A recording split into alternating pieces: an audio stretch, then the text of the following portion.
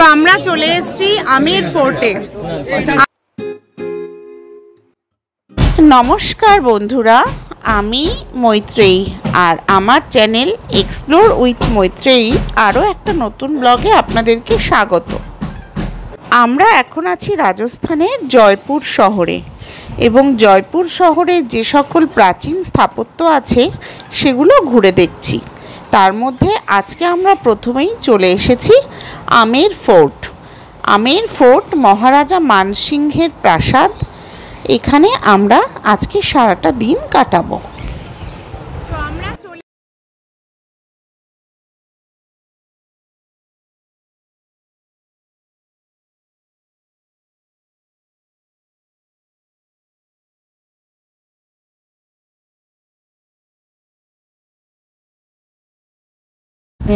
দুর্গে ঢোকার মধ্যে প্রথমেই পড়বে একটা গেট, একে সুরজপোল বলে।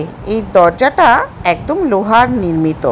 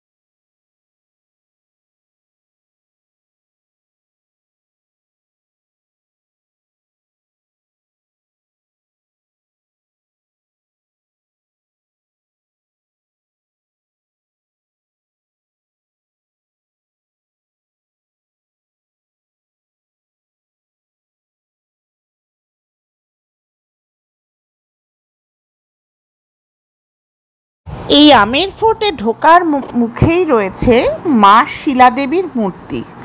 মা শিলাদেবীর একটা ইতিহাস আছে। ইনি ছিলেন যশোরের যশোরেশ্বরী। বঙ্গদেশের যশোর জেলায় ইনি পূজিত হতেন এবং খুব জাগ্রত দেবী ছিলেন।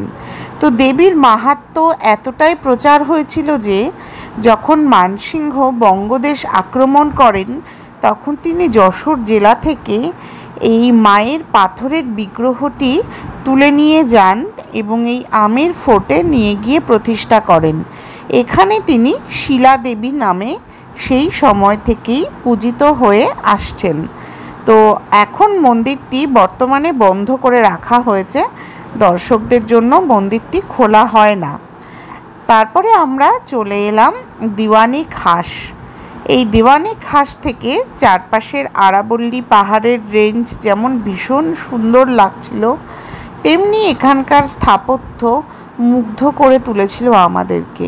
প্রতিটা দেওয়ালের প্রতিটা থামের উপর কি অপূর্ব সুন্দর কারুকার্য।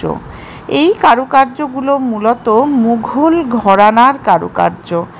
মুঘল আর্টের স্টাইলে সমস্ত জায়গাটা খোদিত করা, অপূর্ব সুন্দর। আর দূরে ওই লেকের মধ্যে যে অংশটা দেখা যাচ্ছে ওটা আসলে চারপাশে পরিখা দিয়ে মাঝখানে মাটি ফেলে একটা গার্ডেন তৈরি করা হয়েছিল। রাজা মানসিংহ চেয়েছিলেন কেশরের চাষ হোক ওই গার্ডেনে, এবং কাশ্মীর থেকে তিনি কেশর এনে ওখানে লাগিয়েছিলেনও বটে, কিন্তু রাজস্থানের গরমে তিনি কেশর উৎপন্ন করতে পারেননি। পরবর্তীকালে যোধা আকবর সিনেমার শুটিংও হয়েছিল কিন্তু ওই গার্ডেনে। আর এই যে প্যালেসটা দেখা যাচ্ছে, এই পুরো প্যালেসটাতেই কিন্তু যোধা আকবর সিনেমার শুটিং হয়েছিল, যেখানে আকবর এসেছিলেন যোধা বাইকে ফিরিয়ে নিয়ে যেতে। পুরো প্যালেসটাই দুর্দান্ত করে সাজানো এবং এর প্রতিটা দেওয়ালে দেওয়ালে ইতিহাস কথা বলে। এত বড় একটা দুর্গ যে ঘুরে দেখতে 5-6 ঘন্টারও বেশি সময় লেগে গেল আমাদের। প্রথমেই আমরা চলে এলাম দেওয়ানি খাস। এই যে দেওয়ানি খাসের প্রাসাদের গায়ে এবং ছাদে ফ্রেস্কো পেন্টিং করা, এই কালারগুলো আসলে সবকটাই হলো ভেজিটেবল কালার।